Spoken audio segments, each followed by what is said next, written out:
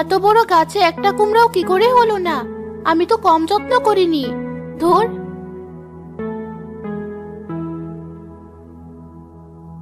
আরে, পাতার আড়ালে কিছু আছে মনে হচ্ছে, দেখি তো। ওমা, কত বড় কুমড়া হয়েছে!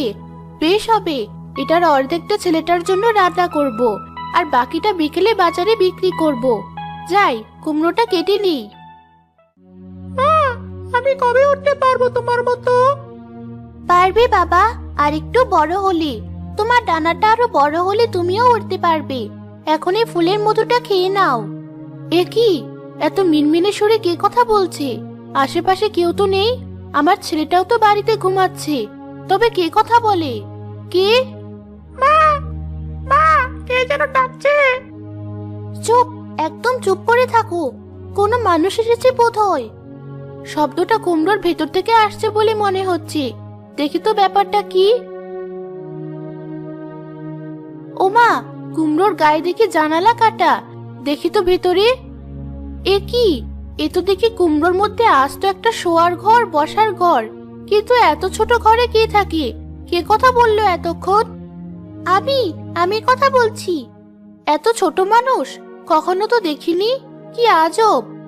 মানুষ নই, আমি একটা পরী, সাথে আমার ছোট বাচ্চাও আছে। এই কুমড়োটাই আমাদের ঘর, দয়া করে আমাদের তাড়িয়ে দিও না। কিন্তু এই কুমড়োটা যে আমার লাগবে। আমার ছেলেটা অসুস্থ, ওর মুখে একটু খাবার তুলে দিতে হবে। কি হয়েছে তোমার ছেলের? তার বড় অরুচি খাবারে শরীরটা দুর্বল। তুমি যদি আমায় না দাঁড়িয়ে দাও, আমি তোমার একটা অন্ন জোগাড়ের ব্যবস্থা করে দিতে পারি। কি ব্যবস্থা?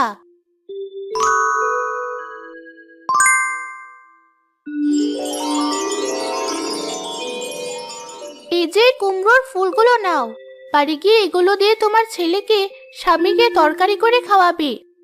দেখবে ওরা সুস্থ হয়ে যাবে। আর এটা দিয়ে তুমি রোজ দিনে মজার মজার খাবার বানাতে পারবে। এখন থেকে রোজ তোমার মাঝে কুমড়া ফুল হবে।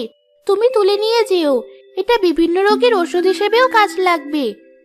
ঠিক আছে, আমি কুমড়োটা কাটবো না, তোমরা এখানে নিশ্চিন্তে থাকো।